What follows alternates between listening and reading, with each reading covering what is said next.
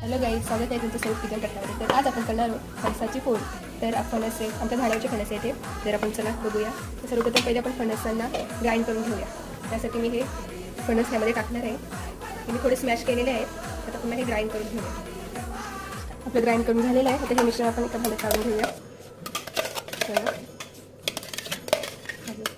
त्यानंतर थोडीशी वेलची पावडर, त्यानंतर हे घेतलेलं आहे मी गव्हाचं पीठ, आणि हे सर्व आपण एकत्र करून घेऊया.